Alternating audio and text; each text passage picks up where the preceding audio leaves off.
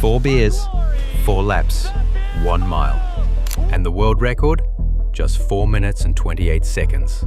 That means someone ran faster than most of us could on a normal track mile, while drinking nearly 2 liters of beer along the way. This is the beer mile, the strange sport that pushes athletes to the edge of speed, endurance, and stomach capacity. The beer mile didn't begin in a stadium. It started in the 1980s on Canadian university campuses.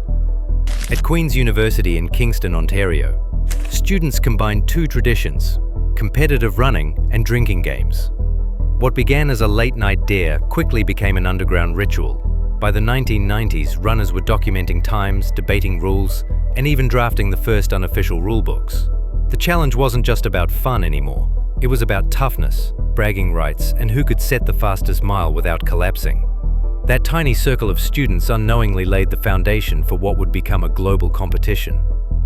Here's how it works. The beer mile is run on a standard 400-meter track, 4 laps, 4 beers. Before each lap, a runner must finish an entire can, at least 355 milliliters, with a minimum strength of 5% alcohol. The catch? The beer has to be finished in a 10-meter drinking zone. Any foam left in the can can disqualify you. And if you vomit before the finish, that's an extra penalty lap. It sounds absurd, but today, the beer mile has a serious following. There's a world championship, first held in Austin, Texas in 2014, and elite runners now train for it year-round. Even Olympians have tried it. But most runners aren't just competing against each other. They're battling their own stomachs. Not everyone was cheering. Universities and local authorities quickly banned the beer mile, citing health risks and concerns over binge drinking. Critics argued it blurred the line between sport and recklessness, but bans only made the sport more appealing.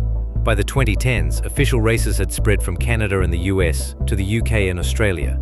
Organizers introduced strict rules, certified beers, inspected cans, and referees at every lap. And the athletes kept pushing limits. In 2017, Canadian runner Corey Bellemore set the current men's world record, 4 minutes, 28.1 seconds. That's faster than most sober elite runners can finish a mile.